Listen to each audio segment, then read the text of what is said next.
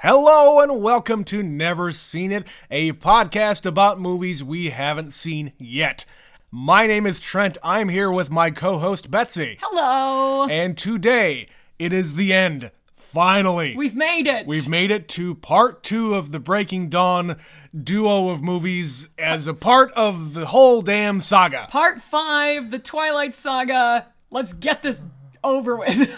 Yeah, I'm kind of done with this shit. You're ready. I am ready for this to be done, but I'm also very interested in how they do it. This is one of those infuriating series where it's just like, I shouldn't like this. I don't like this. I but don't I'm like invested. this. I want to know. How the fuck do you get to the ending here? Well, especially because, as we've said multiple times while we're doing this, I've seen all of these movies. Yeah. But I don't remember anything. This has been 10 years. Yeah, I don't remember anything about these. You, meanwhile, haven't watched anything past the first one. So you knew there was going to be a baby. You knew there was going to be a wedding. Yep. Well, we wrapped that all up in part 1. Yeah. So where the hell do we go from here? What is still left to be done, Trent? I was still dumbfounded at the end of the last episode.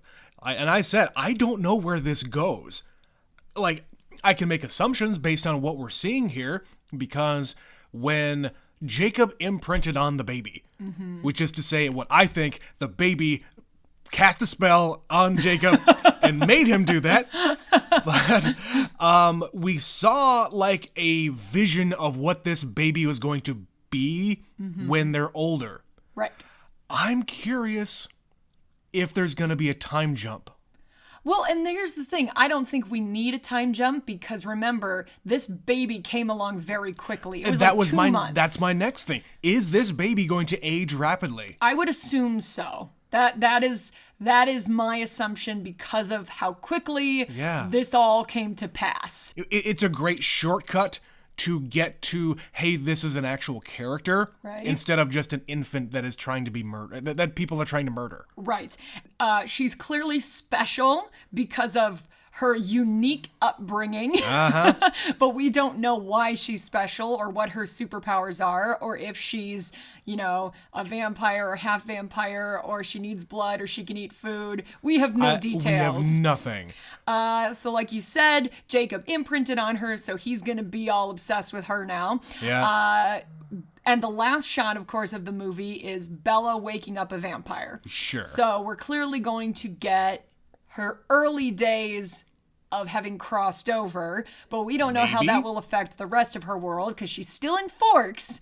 Yeah. So will she see her dad? Will she go back up to Alaska? Like, where do they go? What do they do? Will she tell them? Like, is it all a big secret? Right. And there hasn't been a time jump so far. No, we've got 2 hours to conclude and tie up all the loose ends. Right. So here's a question. You've seen this, and this movie came out while we were together. Right. When the hell did you see this? I don't remember. I think this was one of those things because I was still getting like DVDs in the mail for a long time for Netflix, beyond this is like most people. 2012 is when we got married, at the end of 2012. So I assume it was either one of those situations and I just watched it by myself, or it was streaming and I watched it. I don't know, but I know I've seen this. But as I said, I don't remember anything, so I clearly wasn't paying that much attention, or it's so bad I've just buried it. Or it was just inconsequential. Yeah. I really don't remember this movie, though. Of course, this is back when you and I were not doing this podcast and not really analyzing movies. No. We just watch movies for the entertainment. And especially back then, we were still like showing each other our movies that we knew. Right, but I wasn't going to show you this one. Who the hell cares? No. So it's going to be a kind of a weird thing because this is the first movie that came out while we were together. Okay, and a story about that. I was telling you this earlier. Yes. I have a context point for remembering when this movie came out specifically, because this came out in 2012. It came out around the same time, if not the same weekend, that Skyfall came out. A very different demographic James Bond. of people going to see these two movies. Right. And the only reason I remember this is because we went to the theater to see Skyfall. Yes. And we were there the night Twilight Breaking Dawn Part 2 opened. Yeah. And there were a bunch of people outside waiting in line in South Dakota in November. So it was not a nice night.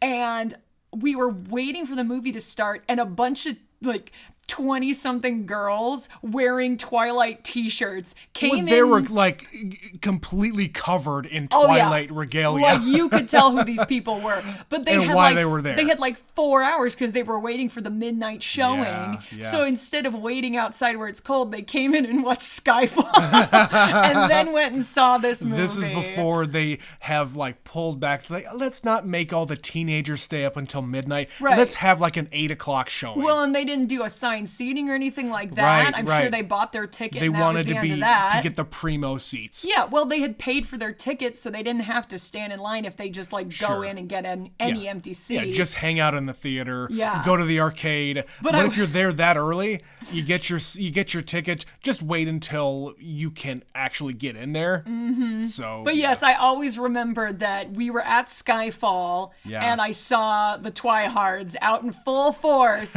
waiting for this climactic finale. Well, Betsy, we don't have to do any of that. We can go and sit on our couch. So, let's go and watch Breaking Dawn Part 2, the finale! We'll be right back.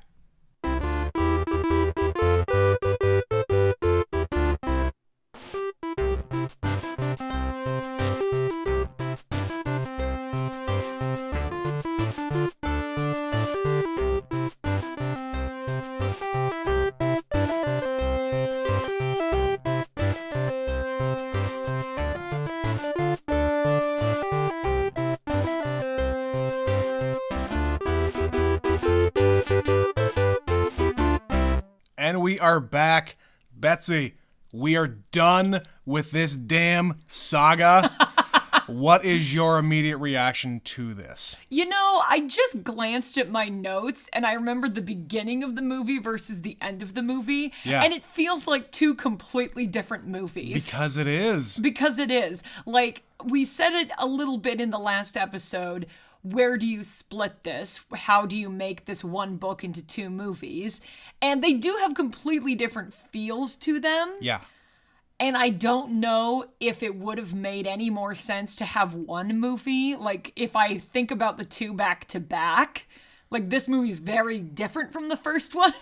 But like I said, it's also very different from the first part of this movie to the end of this movie. And I don't really know how to describe what I'm feeling now, because at the beginning of it, it is a complete continuation from the first part, from part one. Pick right up where we left off. Pick up exactly where we left off. And the tone, like you're saying, the tone of that is married to part one. The middle of this is just kind of a montage kind of a thing. Passing time. You didn't need to really have it. And No. the end of it, and we were trying to think of what's the conflict here? Mm-hmm. What's the end of the movie? Because you have to have something. There's got to be some kind of rising tension to keep people actually interested in watching this fucking trash. So, what do?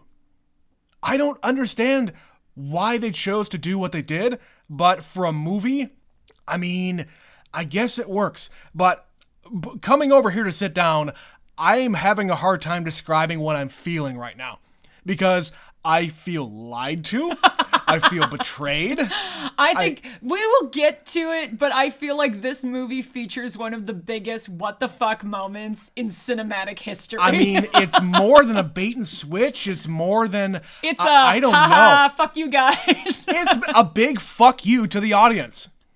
And again, not having read the books, I have to assume this is true to the story of the books. Yeah. But when you don't have that information going in, you're just like, okay, wait, what? Right, I'm taking all of it in, seeing what's happening, and then, wait. Just when it starts getting good, you're like, bullshit! You won't allow me to enjoy myself, fucking Twilight. What is wrong with you? So yeah, I think we both have, this is just such a mixed bag, this movie. It's not bad. It's not good. Betsy, Nothing really happens, Betsy. but everything happens. Betsy, I'm going to just say it. This movie sucks. Now, is it because it is quantifiably bad or just because it was okay and then they pull the rug out from under you? No, beginning to end, it sucks. Okay. I have a visceral reaction to what I just witnessed, and it's treating me like I don't like movies. Okay. Because as a movie, it doesn't work. Even if you take in the first part, even if you take it as one big chunk that's 4 hours long, Okay. even if you take all of the extended sequences of the first movie that we already talked about, even if you have the montages of meeting everybody new who doesn't actually matter. Because, of course, it wouldn't be a finale if we didn't introduce you to 20 people you've never heard of up until now. Right. And who could have been just fodder for the battle to come, but that doesn't even happen. But yeah, but my point here is it doesn't treat me like I'm actually a fan of fiction. It treats me like a child, and that you are going to get the happy ending whether you like it or not. Okay. Well, and it's also, this is a young adult novel. Like, it's that thing where...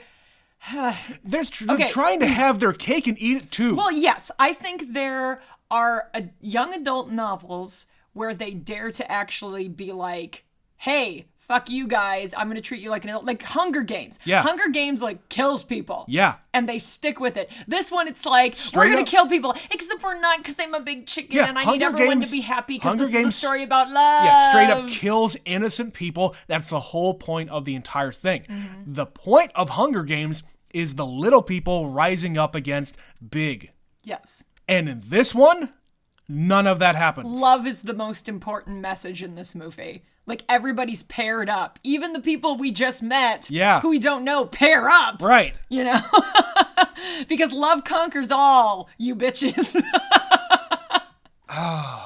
But yes, tonally this is very different. Like, I'm just going to start at the beginning. So this movie has a title sequence.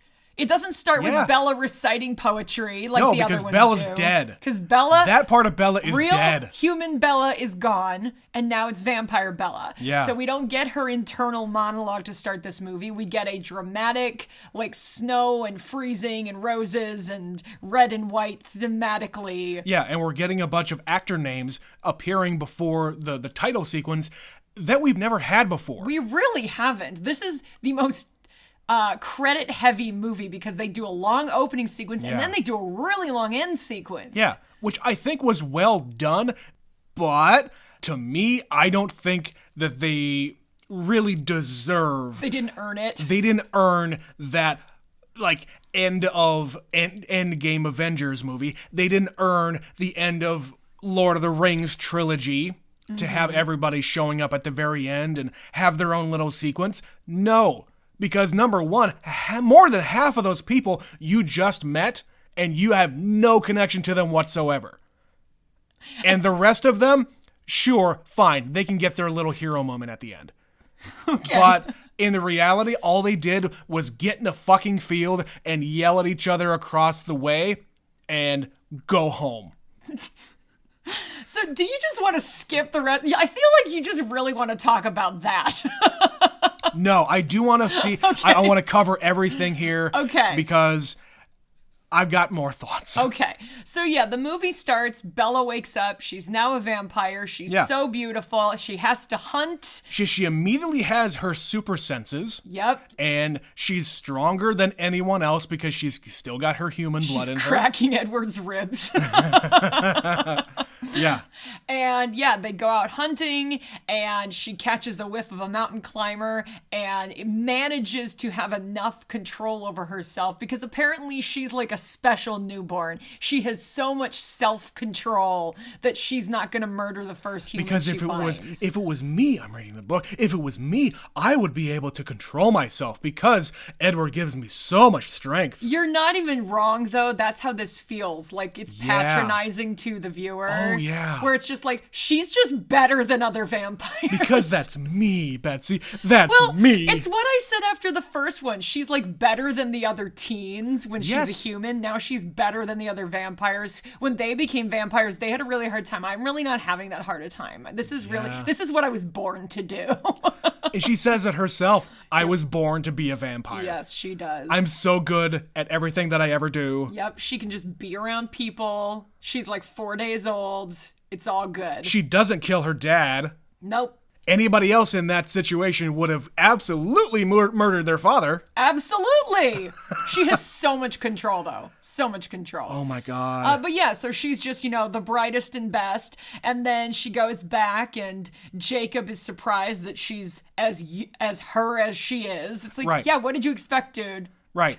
But even before all the hunting sequence and whatnot, my question is, you just woke up, you were dead, now you're a vampire, you gave birth, why don't you immediately want to see your child? She did, and she says that, but they won't let her. No. Immediately. She wanted to hug Edward a whole bunch, but she doesn't immediately want to go and see her daughter. She's still like remembering and regaining consciousness. You can't expect somebody who's been through a traumatic event to see sense immediately. Like, as soon as she has 2 seconds to stop herself, right. She goes, oh, yeah. Oh, wait, I gave birth. I'll do that later. I'm hungry. Well, he insists that because they don't know if she's going to be a danger to their own daughter. Fine. Because she could hurt her daughter if she has not fed. Fine. My point still stands. That should have been the first thing. Whatever. They had to run so fast through the woods, Trent. So fast that it looked even worse than all of the other movies. Yeah. Yeah, it still looks so bad of them running. It's just, yeah. It's one thing when you're doing with the, like, speeding it up and, or playing it in slow motion so that the human eye can see, like, look how fast they're running. We've slowed it down for you. And yeah, I understand that it's hard to depict something like that, but you've got 5 movies under your belt. You can't make it better. And you can't tell me you didn't have a budget for this movie. Oh, yeah. You got all these new actors in here you had to pay. You had to bring all your big stars like Michael Sheen back. Mm-hmm. Dakota Fanning. And Dakota Fanning was getting even hotter by this point. I just don't understand that. It's a little thing, but it looks so corny that it's just hard to buy into it. It doesn't look cool. Like, there are ways to make this look cool. Like, last week, we just watched X-Men Days of Future Past. Yeah. And we get to meet Quicksilver. And there's this really infamous scene where he is running around a room and he's going so fast that everybody else is in slow motion. Yeah. And it is one of the best sequences in that entire series. Yeah. Because they did it right. This just looks cheesy and stupid. Yeah. But yeah, going back to meeting up with Jacob again, they go back to the house after she feeds. Mm-hmm. And they have a little conversation, and Bella says, "Oh, yeah, I guess you do stink." Yep, I finally understand what everyone's complaining about. Right. So yeah, you do stink like dog. Mm-hmm. So they finally go inside, because she's clearly got herself under control, and they're going to meet Renesmee, the terrifying computer-animated baby face thing. This is so bad. And like me complaining about the running is nothing compared to how bad this baby face is. And it's just because they want like consistency. It's basically the actress playing the older daughter. Yeah. But her face made tiny. Like superimposed on an actual baby. But it's not. It's a completely computer animated baby. It's all computer? Okay. They're not handling anything. I suppose. Like they're just like holding their hands out and holding air and passing each other emptiness. And it feels, there's no weight to what they're doing. Yeah. And this kid looks so creepy. I fucking hate this baby. Why? Why couldn't you just have a kid? Why couldn't you just have a small child? Right. It's not that hard. Movies have been putting babies and kids in movies forever. This was not 10 years ago. It wasn't that difficult. Yeah. And I understand it's because, her special gift is she touches your face and she can share with you her own memory. Yeah. But you can have those sequences. That's one sequence. Yeah, you can have those sequences CG where the hand is going to go up to the face and whatever else. But when you're looking at a baby, that should look like a baby. Yes. It did not look like a baby. At all. And even later when the kid is like in between baby and like when it's a toddler, I guess. Yeah. Even then it looked bad. Yeah. And until the kid This gets... is the most upsetting element of this series. Betsy was like full on yelling at the screen saying, I hate this baby. I do. It's not even Uncanny Valley. If it was Uncanny Valley, I would be like, okay, this is creeping me out. Yeah. But no, it just looks so fake and so bad that it's unbelievable. You cannot buy this as a child. I cannot like sit here and lie to myself that that looks good. That looks like a baby. No. Like you couldn't at least be holding a fake baby like you said. Yeah. No, they're not holding anything. They did an entirely animated baby and it just, I hate it. I hate it. I hate it. Thankfully, by the very end, when the kid is actually a kid, a real actress. Right. Yeah. Then it's fine, but it takes 2/3 of the movie to get there. Yeah. She's just distressing me the entire rest of the movie. And I know it's a bit of cognitive dissonance when if by the end of the movie you're seeing Renesmee, I'm going to keep on to that name. By the end of the movie, you see what Renesmee looks like, and it would be a little bit of a fucked up thing to your brain to see newborn infant in between baby and this like 4-year-old, 5-year-old, however old the kid is. Yeah. Yeah. I don't know. At this point, though, Jacob finally has to tell Bella about his news that he has imprinted on her daughter. And Bella does not like this one bit. Of course, he says, it's a wolf thing. And you have to remember, I don't choose this. Right. This wasn't my choice. I didn't know this would happen. And she tries to kick his ass. She does kick his ass. Because he calls her Nessie. You know, you nicknamed my daughter after the Loch Ness Monster? Okay, bitch, you named your daughter Renesmee. Right, let's get something a little let's clear here. Let's have some perspective. Make something very clear. Her name is terrible. I don't care what you call her. Yeah. Frankly, Ness or Nessie is better than what you named her. You call yourself Bella. Your real name is Isabella. Right. Come on. Like, why nobody calls you Izzy. No. That's not your name. Your name is Bella. Right. Betsy, your name is Betsy. Yeah. Your real name is not Betsy. No. So, yeah.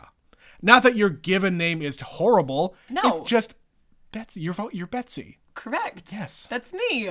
But yes, Renesmee, what do you possibly shorten that to? What do you shorten that to? Yeah. Nessie. Congratulations. And by the end, she's Ness. Yeah, that's what I'm saying. Yeah. Just get over yourself, you newborn crazed bitch. But yeah, like, I'm thinking here, oh shit, is Bella gonna be the bad guy now? Because she's like wrecking shop. She's not happy about this, but of course, Edward's like, yeah, that's my girl. Yeah. No wonder he didn't waste any time when they get back to their place. Okay, so I had a point about this. Is this just purely because they're actually married or because they have a child? They're basically gifted a house of their own so they can do horny vampire shit. There are 2 other couples living in this house with the parents. Yeah. Why do they all have to live at home and these 2 get to fuck? They say it. The other 2, once they got together, they couldn't be around them for like 5 years, I think they said. They were unbearable for a decade. Right. So instead, they're like, we're going to take steps to make sure we don't have to look at you freaks. Or listen to you. Yes. Yeah, that's the reason why. But like back to the Jacob thing, and of course this is her immediate reaction. She has no control over her emotions because she's still an 18-year-old girl. Mm-hmm. But my point to this is, you know what? You should be happy. You should be happy that Jacob had this happen because he is a permanent babysitter. It's true. If there's anything that new parents have a hard time with, it is being able to continue to live normal lives. No, Jake is just never going to leave now. He lives with you. Right. He lives there. Yeah. Like, you don't get a choice in this. He's just going to always be around. Exactly. Like I said. I hope you like wet dog smell. Permanent babysitter. He's like a pet. It's like a pet who's going to continue. You got a doggy. Yeah. That's how I see it. Treat him like the adult he is. Now, fetch Jake. But yes, we have the introduction of the cabin, and I asked you this while we were watching it. Why is there fire going in the house? Ambiance. What purpose does that serve other than the fact that later on she actually has to use said fire? Well, maybe that's it. It's Chekhov's fire.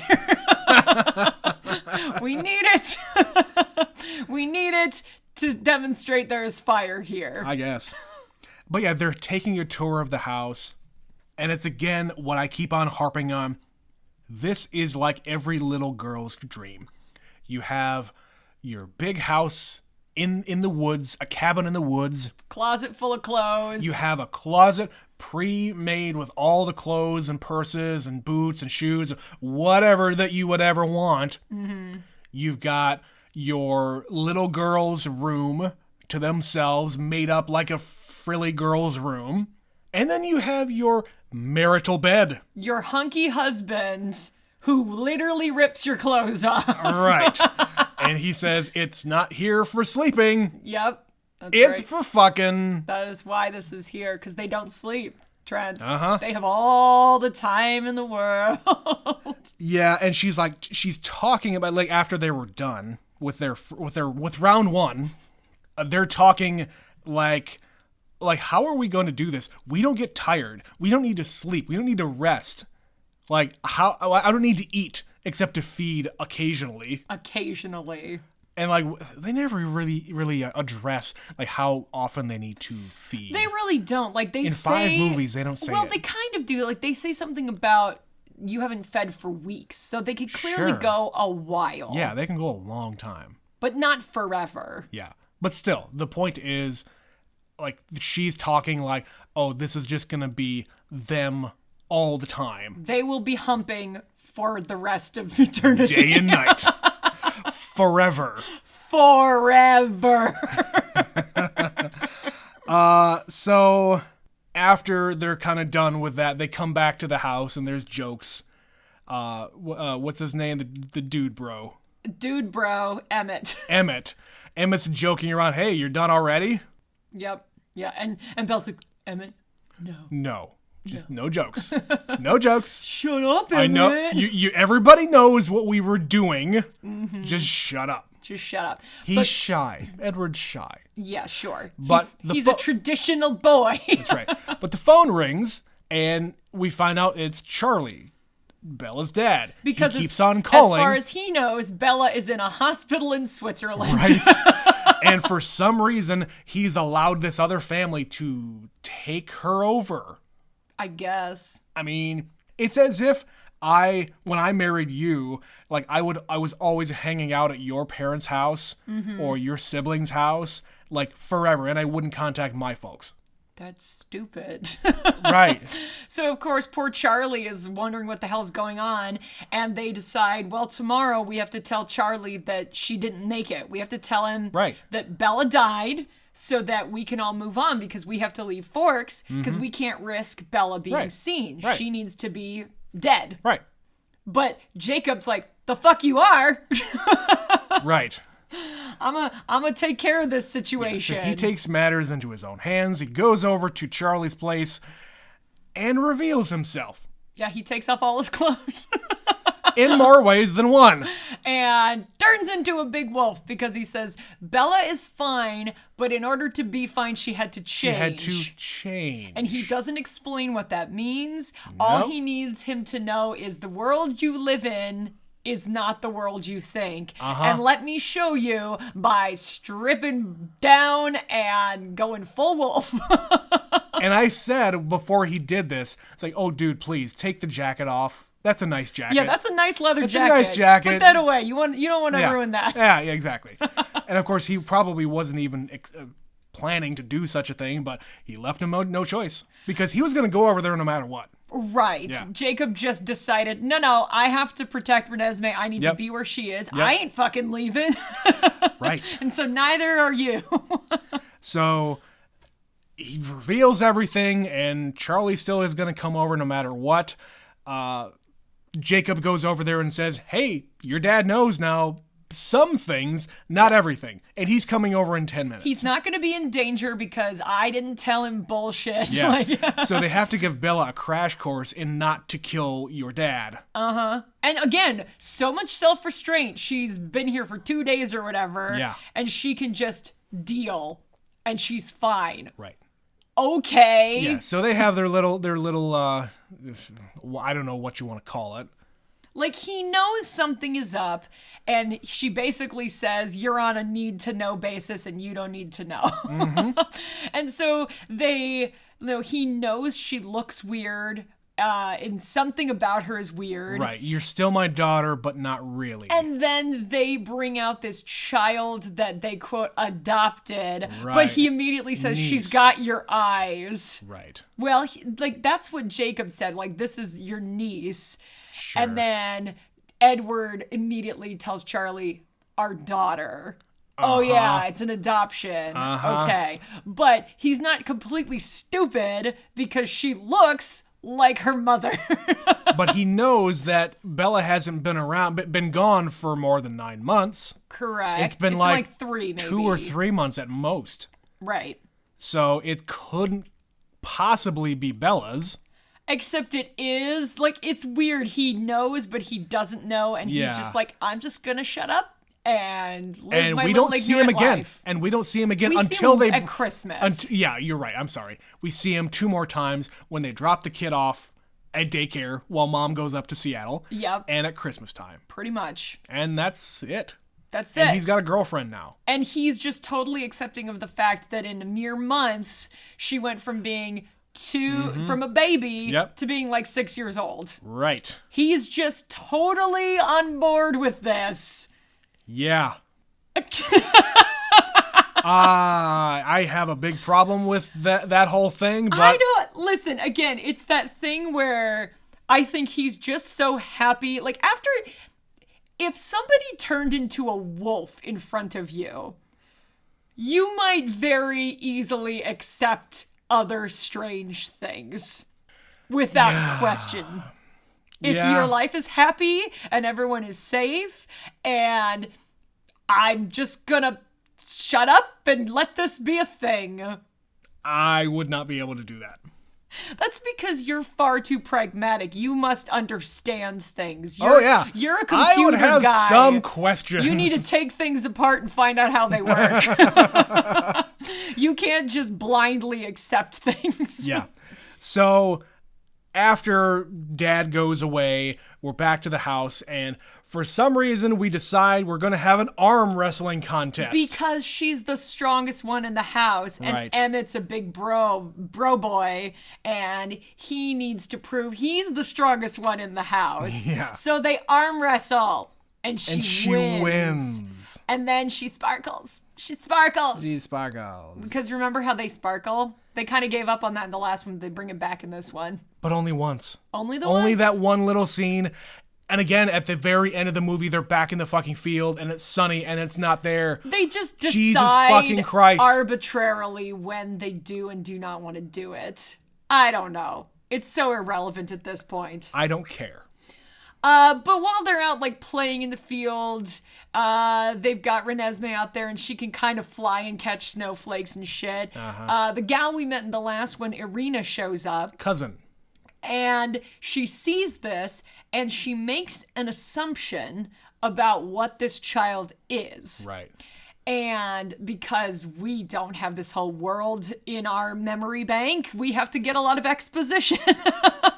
And Carlisle talks about how once upon a time, there used to be little baby vampires. Yeah. Little immortals. And we get a sequence of an occasion where there was a child vampire who basically murdered an entire town, and you can't take this kid and train them No, on how to not murder everything. They're children, and they have tantrums because they are exactly as they would be when they were living. They're not ever going to grow. No, and they're never going to grow up. Yeah. Which means they lose their shit and they just go on a killing spree. Yeah. And this is like a sequence where we see Irina and we see her family, and apparently it's her mother or somebody had changed this child. Sure. So she's got this history with this. She knows what they are. Yeah. Yeah. So we get this information, and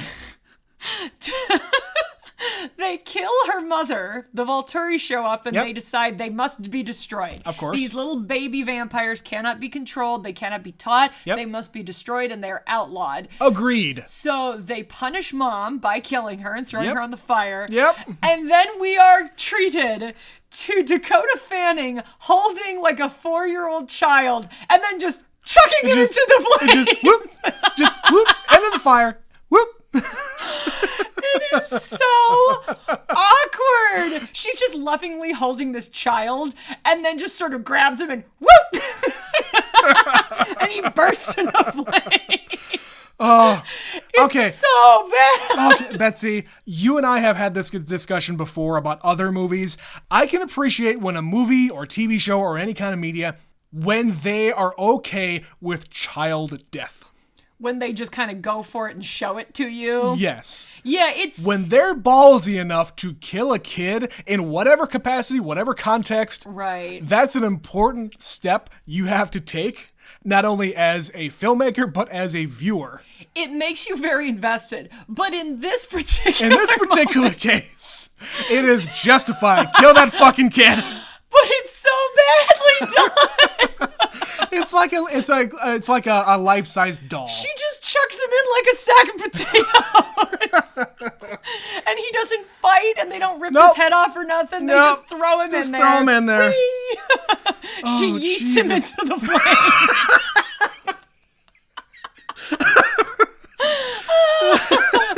So yeah, that's the story we're given, and that's why we need to be worried, because they assume that Renesmee is an immortal little vampire child, and she's a demon, and they must destroy her. And in reality, the kid is growing super duper fast. But they don't bother to find that information out. But we can't see it in real time. Like what I would say is, it's every month is a year to like a baby thing. Oh, I guess we find out more later. Right. When she reaches the age of 7. Yeah.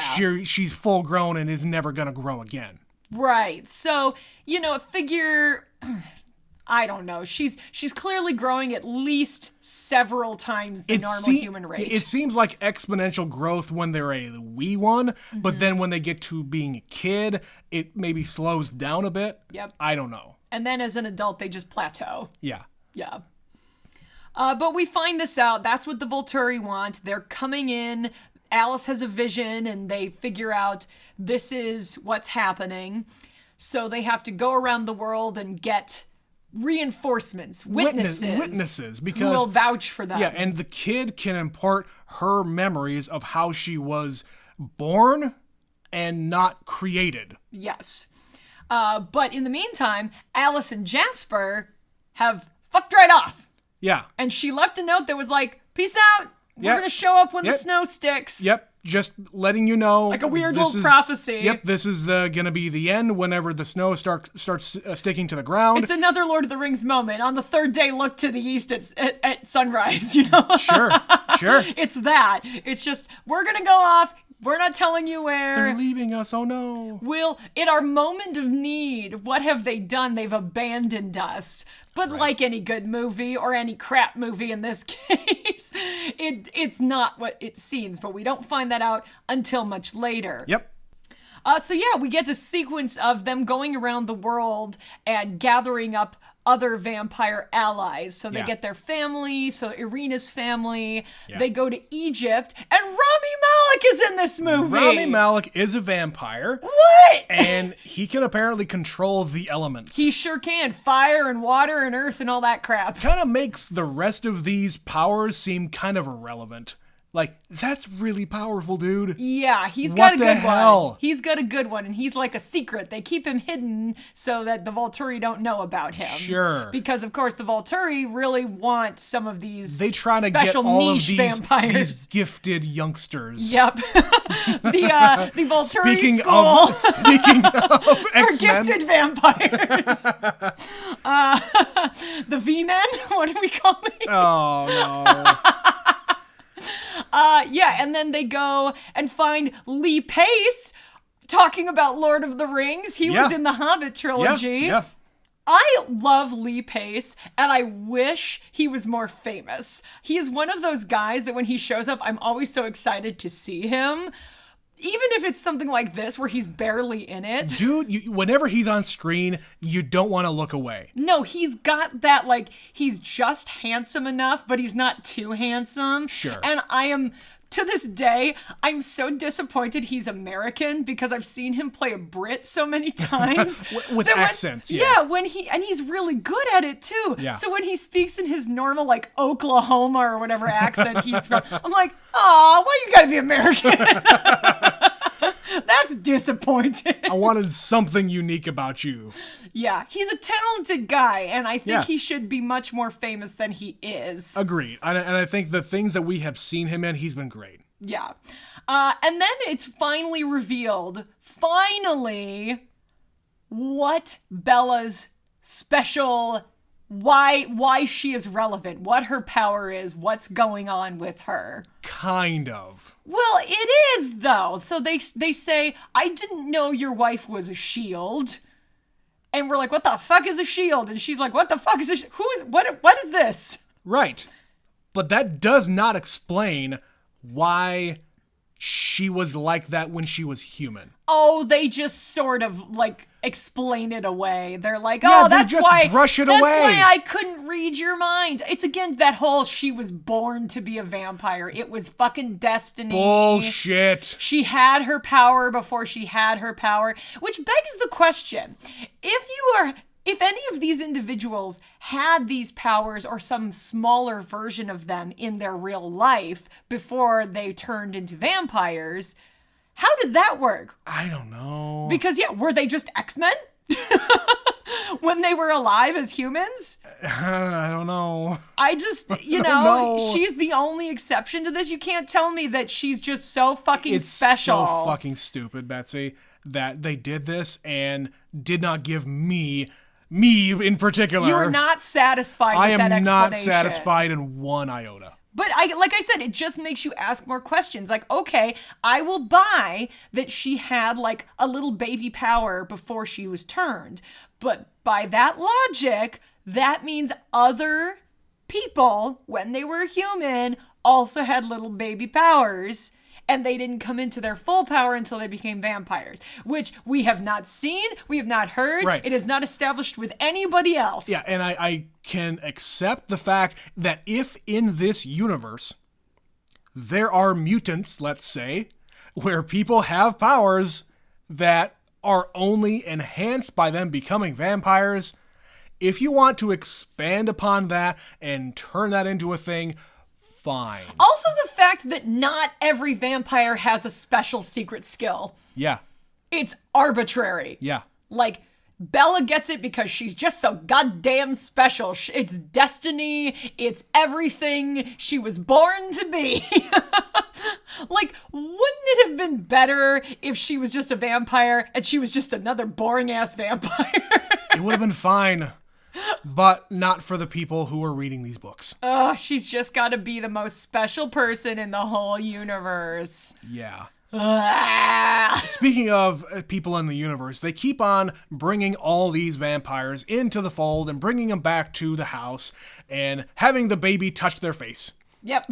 To basically prove to them that, oh, yeah, this is okay. We're going to stand with you against the coming threat. Mm-hmm. And this whole sequence was boring. It's It long. took way too much time.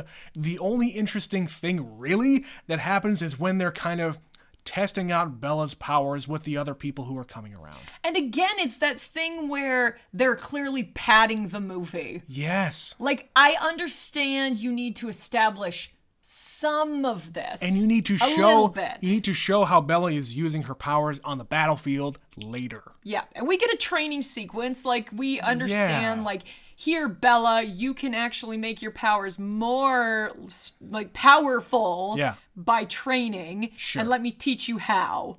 And I get that. That's fine. But, again, I keep going back to this sequence.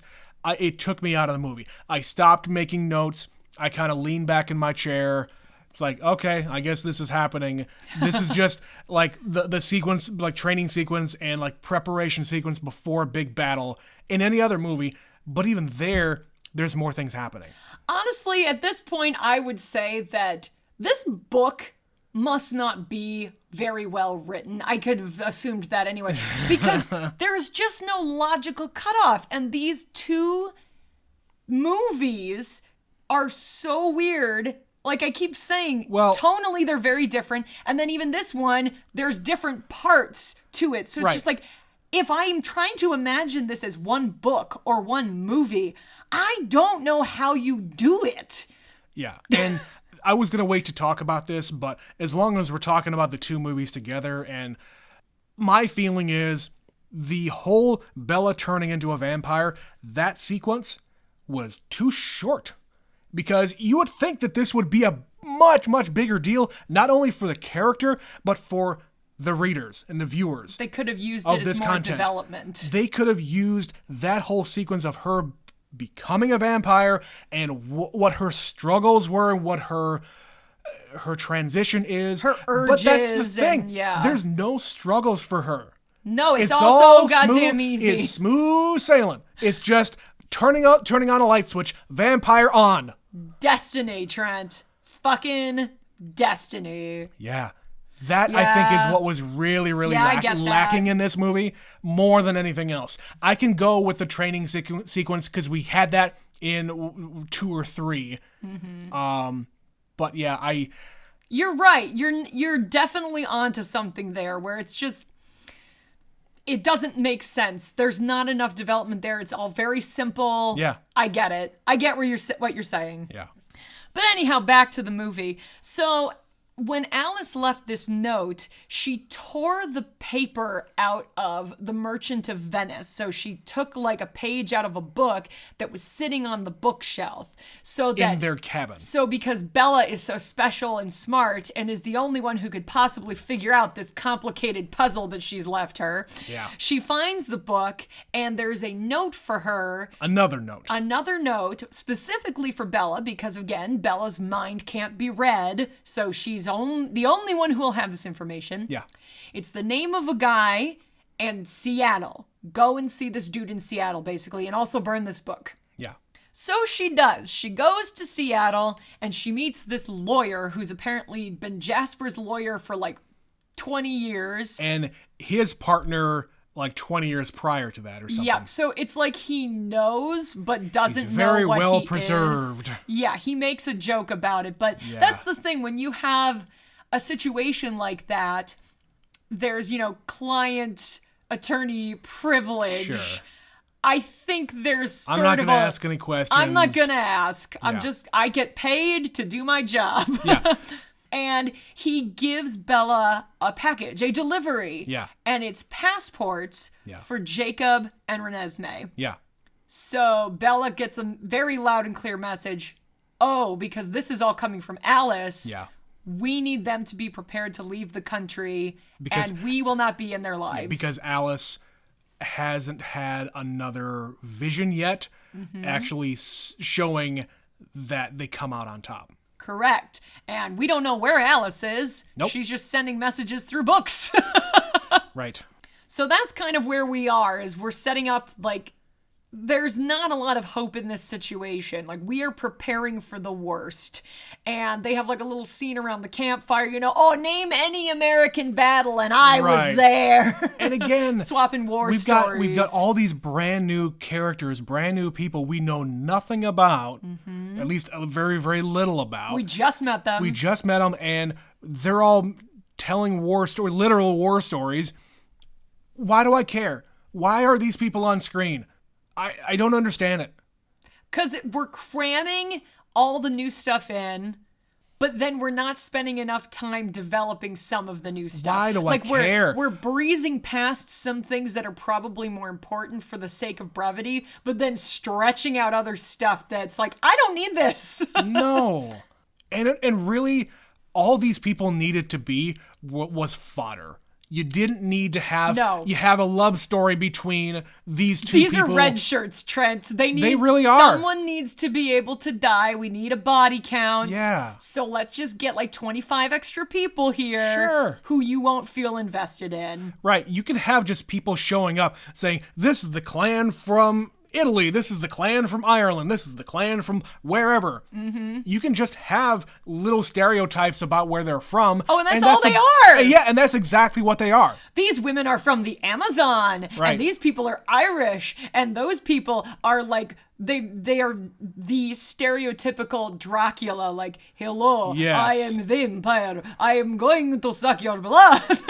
Right. They literally talk like that. Yeah. And they're just like, they weren't invited, but they're there because they're looking for a fight. They've been waiting to take down the Volturi for right. 1,500 years. They're even referred to as Dracula 1 and Dracula 2. Exactly. So like we had to like squish a Dracula reference in there. Sure. Before the series was up. They all get onto this battlefield in our big open field on top of the mountain where we keep coming back for all these other action sequences because it is the only place in town that's worth fighting, I guess. And they show up and the Volturi show up and, you know, they have this little moment where they say, let us state our case. She's not an immortal. She's just a kid. Like I'm her dad and that's our daughter. And I don't even know what the fuck his name is. Michael Sheen's character, Aaron, I don't know. He's like, oh, come Edward. Yeah, You will I tell know me. you were a part of this, so come here and let me hold your hand and I'm gonna see your thoughts, see your memories. So yeah, he does it. Yep. He's like, oh, fascinating, interesting. Yeah. I would very much like to meet her, please. Yep. And then she comes over and she's the one who goes up and touches him and imparts her memories into him. But before that happens, he lets loose the most ridiculous giggle. Yeah. The weirdest noise giggles. I've ever heard this man make. I can like this weird thing. I can hear her funny little heartbeat. Like, right. What are you doing? What kind of creepy asshole are you? That was a choice that he made as an actor. Well, and my point while we were watching it was, oh, you wanted to use that take? I'm sure you took more than one take there, guys. That's the one you chose. That's the one they chose. Maybe that was the best one. Oh, God. It had to be, Trent. If they used it, it was a choice. Yeah. Michael Sheen made a choice, and it's a That's thing what he they did. went with. So he figures out that she is, in fact, what she says she is. Yep. And he brings Irina over and is all, is this the kid? Yep. You done fucked up, bitch. You dragged my ass all the way overseas, Yep. all the way to fucking Forks for this shit? Yeah, and she had to die. You gots to go. And so she dies, and this is provoking her family, who is also from the area, into possibly like being provoked to attack. Yeah, basically they kind of decide, well, we're already here. Right. Why don't we just start a fight? Right. Because she might be legit, but we don't know that. Right. None of us have ever heard of this. Nobody knows what the fuck she could do. She could be a threat later on. Let's start some shit. Right. Let's do this. Yeah, Michael Sheen has his little speech in front of the big crowd and says, we could walk away today, but who knows what's going to come tomorrow. Yeah, better to not have change. Better to not have the threat out there, the unknown threat, because this might just be a child. We've never come across anything like this before. And this is where our hero comes from the north. Well, Alice shows up. That's what I'm saying. Yeah. Alice shows up with Jasper, and she's there to prove that apparently she had another vision, and she can prove that this kid is not a threat. And of course, he can read her thoughts. He can touch her hand and see what's coming. And he is very, very willing to have that happen because he loves when Alice shows up. Right. He gets to see the future when she does that. Right. And so, yeah, she shows him exactly what it is, but then she also figures out, well, shit, even if I'm telling you the truth, you're not going to believe the truth. And this is the moment where it all goes bad. It all goes bad. She says, now, get the hell out of here. Jacob takes Renesmee. They run off. And then she kicks the guy in the face. Yep. And then shit gets real very quickly. Yep. So in a matter of a few moments, Carlisle, dead. Jasper, dead. But they're not the only casualties because then the Cullens are also getting some of the Volturi. So like Dakota Fanning's brother with the creepy gray smoke coming out of his hands. Yep. He's dead. We got Seth. The wolves come in. Yep, Seth I'm pretty gets sure killed. it's Seth. I think that's Seth. So one of the wolves gets killed. Rami Malek opens a gorge and there's lava and there's people falling in. Why is there lava? He opened a crack in the earth so deep that there's lava. You could have just said dramatic effect. Sure. And then, Leah falls in. So the wolves are falling in. The Volturi are falling in. Sam shows up and rips Dakota Fanning's head off. There's the old dude who's just like, finally. And the two vampires rip him apart. Right. The blonde dude, he gets his jaw ripped off. Yeah! Oh, I hate when they do this I love in that movies. so much. Where it's like, I'm going to grab your top jaw and your bottom jaw and just rip you in half. Yep. Oh, it's so great. We also got Jacob with the kid running away, and there's one of the vampires running after them. Yep. But Jacob gets the upper hand and gets them. He gets him. So yeah, carnage, blood, violence, everybody's dying. Bella and Edward finally get a hold of the main Volturi guy, and they decapitate him. Yep. But Trent, what happens after he's decapitated? None of it happened! Like I said, the biggest fuck you, what the fuck moment in probably cinematic history, because we cut back to Alice is still holding his hand and showing him what will happen. Yeah. That is the world if he proceeds down this path. If he wants to see this and ignore it, we're gonna fuck you up. Yeah. And none of it was real. Yeah. Not 1 second. They're all still standing in the field. Everyone who just died is not dead. They're all alive. Yep. Nobody dies today except Irina. That really happened. Yes. But the rest is fake. This, I will tell you, is the one specific thing I do remember. Yeah, because I looked over at you when it happened, and you were just laughing. I was unsurprised because I remember having the same reaction you had today when I watched this movie. Because I was like, are you fucking kidding me? Uh-huh. That was my exact line. Are you fucking kidding me? Because just when it's like, we're gonna get some actual action and some drama and real death. Real consequences. And destruction. Yeah. No. Fuck all happened. Love is more important. You have to have your happy ending, Betsy. We have to have our happy ending.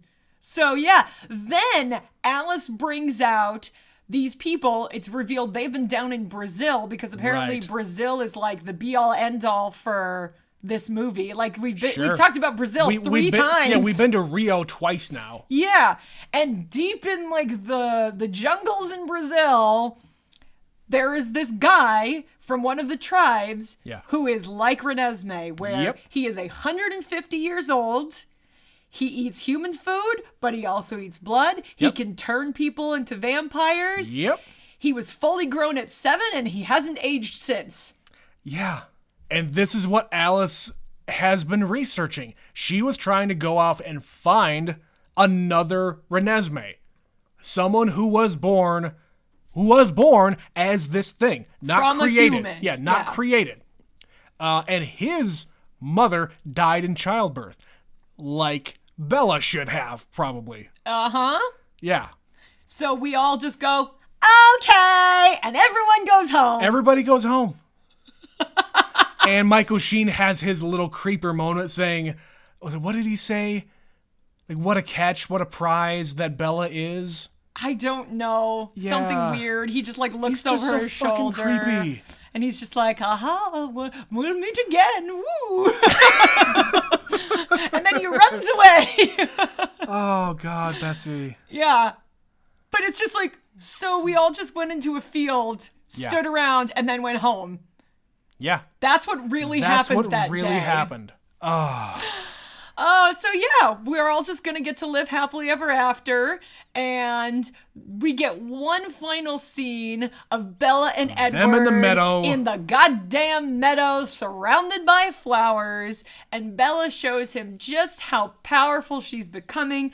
Now she can project her own memories. Which is the power that the baby has. Yep, through her like shield thing around him, and he can see a beautiful sequence of all of their moments together from the last 4 movies. And Christina Perry singing, I have died every day waiting for you. And why, Trent? Because nobody has ever loved anybody as much as I love you. Get the fuck out of here. This is the most epic, intense love story that was meant to be in the history of everything ever. Get your head out of your ass. With, what's her name? Kristen Stewart? No. The Oh, author. Stephanie Meyer. Stephanie Meyer, Jesus Christ. What is wrong with you? Are you like this old spinster who never found love, and this is like your version of what your ideal life would have been? I hope not. That's really harsh. It is really harsh, but damn it, it's too much. It's too much. I hate this hollow human being that everything is so easy for. Yeah. And this is the first time that Edward has not been like completely self-loathing, because finally everything is like going well for him. Yeah. To the point where he thanks Carlisle for changing him. Thanks for this extraordinary life. Right. And he thanks Jacob. Like, we're all growing. Look at us grow. Basically as they're about to die. Yeah. They're all getting prepared for war. They're all gonna probably die. But then they don't, just because one of the vampires just happens to know all of this other shit. But Edward finally finds self-acceptance and love, and there's so much love. So much love. Love prevails.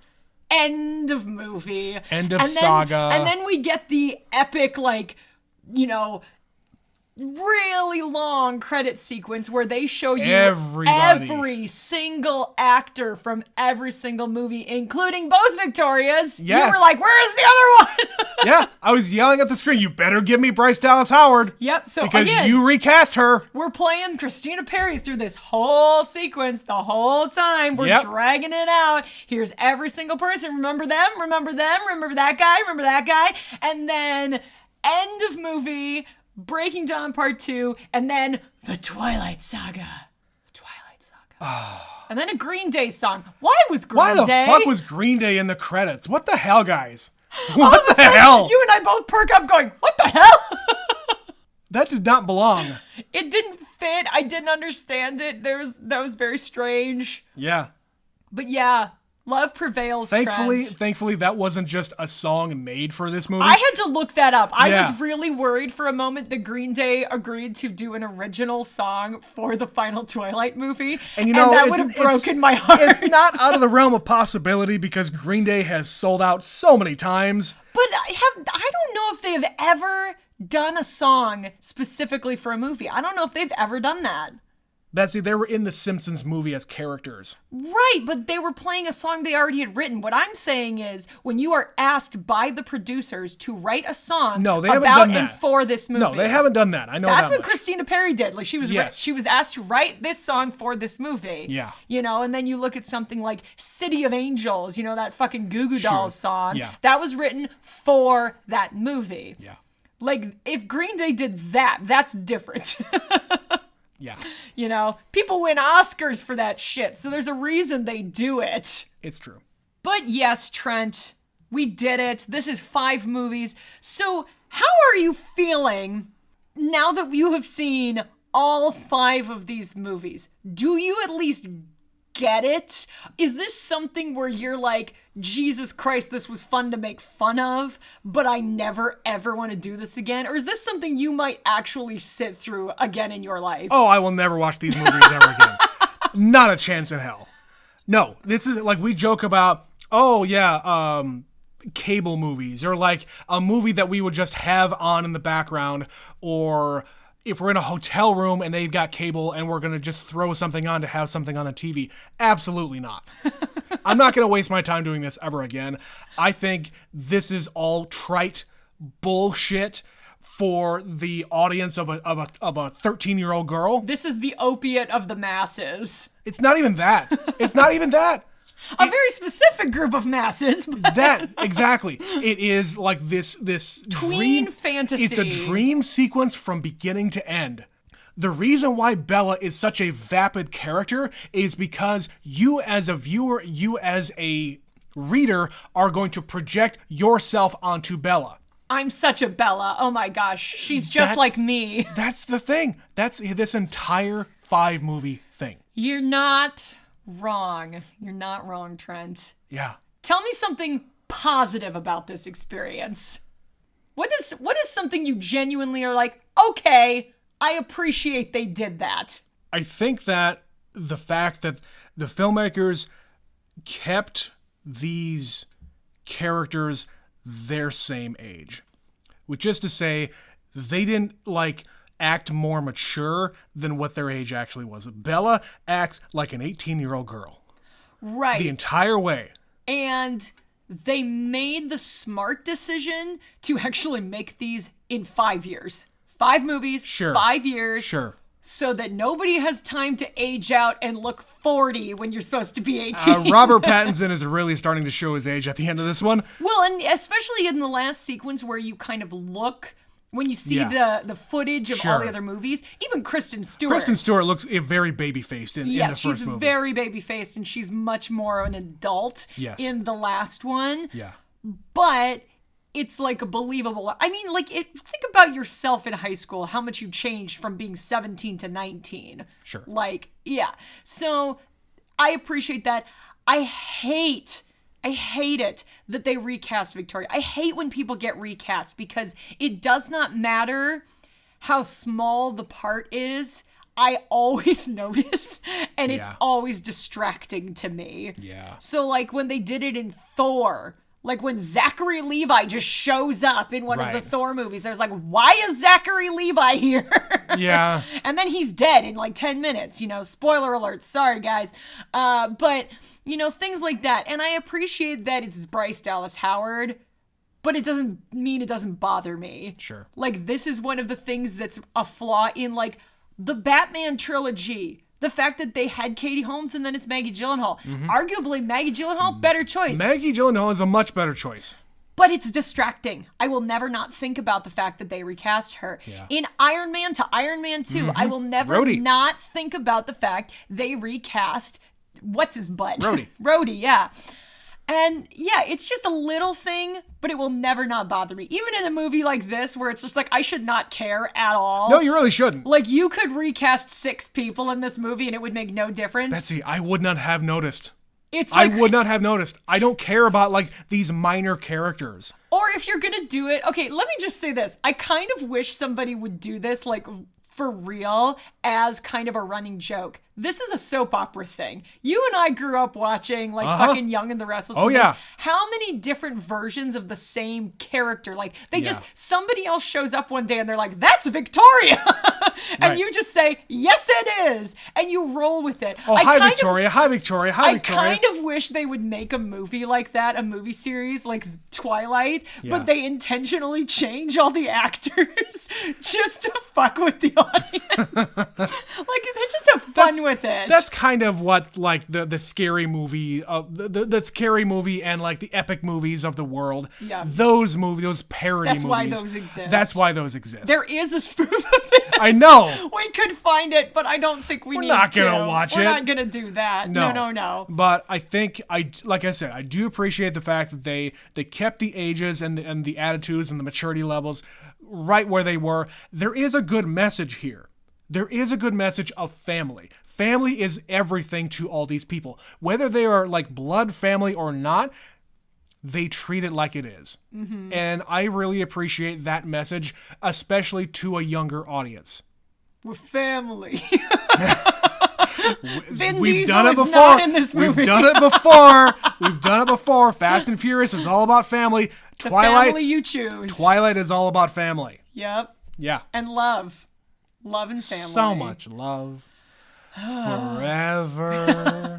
And then the fucking end of this movie, the word forever. God damn it! Why do they have to put the books in this thing? In case you forgot, these are based on books. In case you didn't know, it's based on books. Hey. Yeah, there's things about this that I like, and I've said it before in this series, like.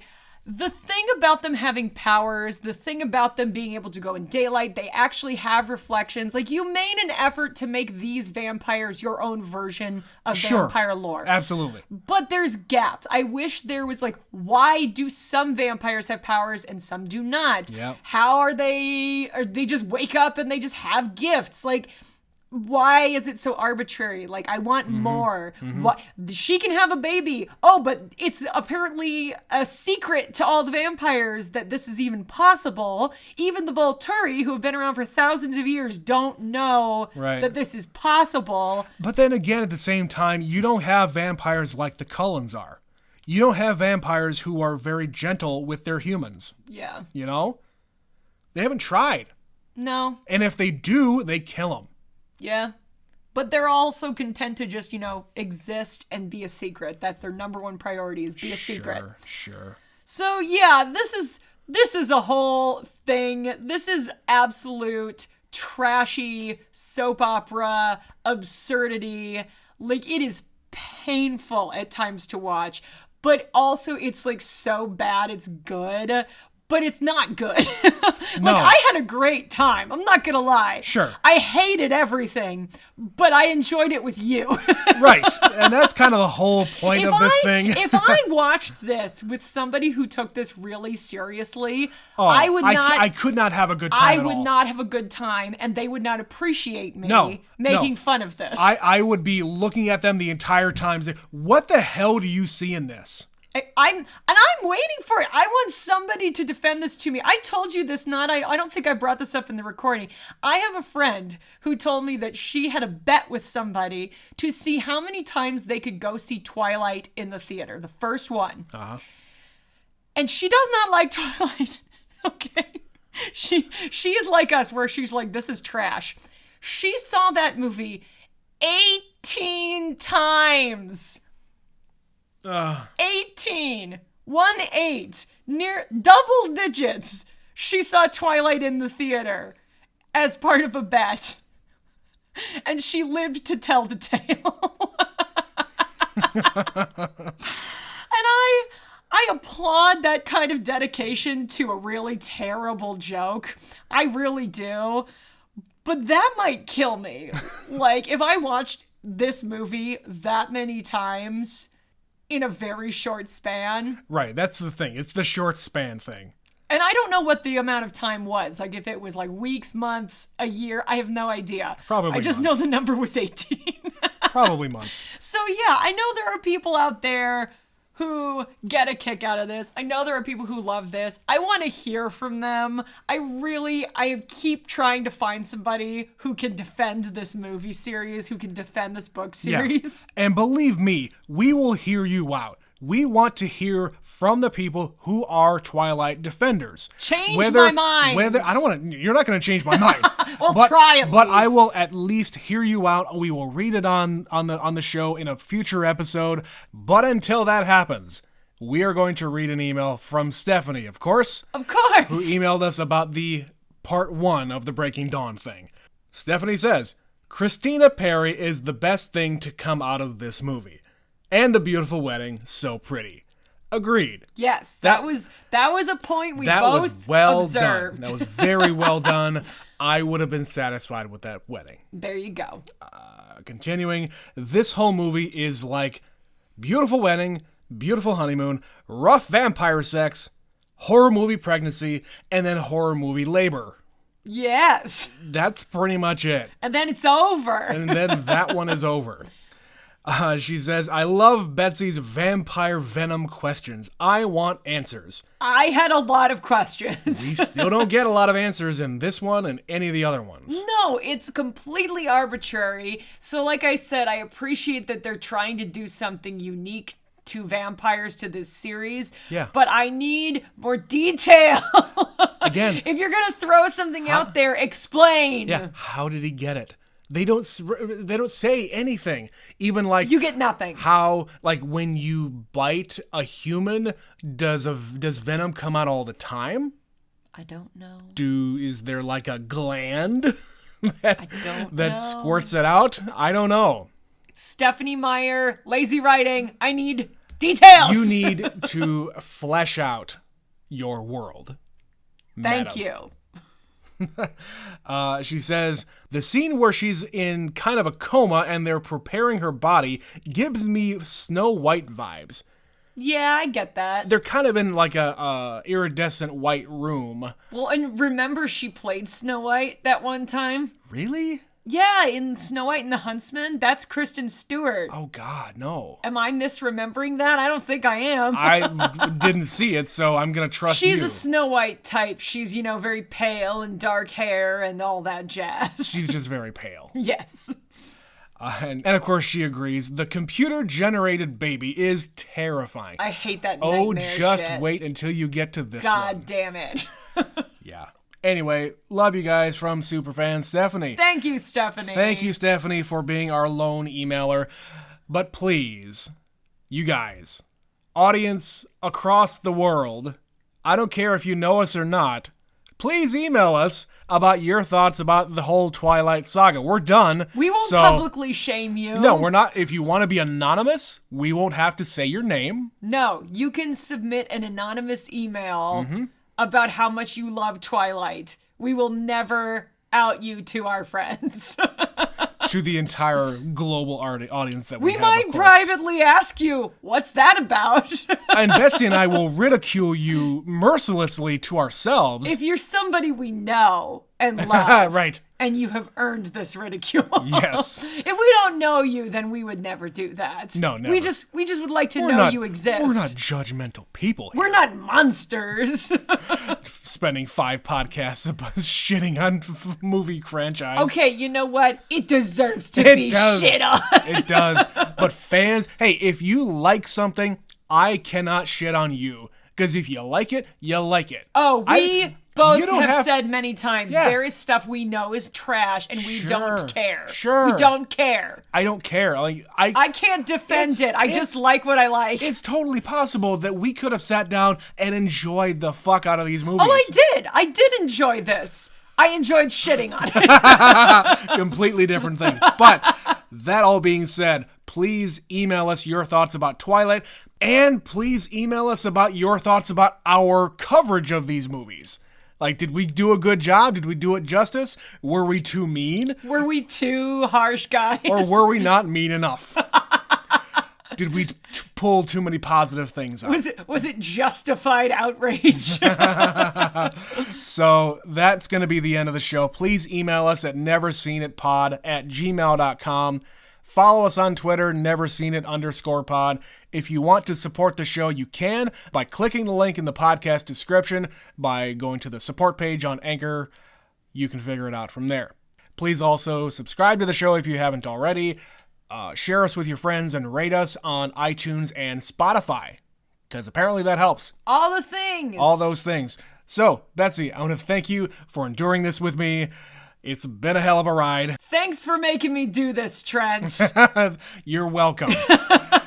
We will be back with another episode of Never Seen It. We're done with this shit. We're going to do something completely different next time. We're going to take a little break from series for a hot minute. Oh, yeah. We're not going to do another series thing for a while. This is going to be like individual movies that... Whatever we feel like. You know the drill. Yes. Until next time, this has been Never Seen It. My name is Trent. My name is Betsy. And we'll catch you next time. Bye!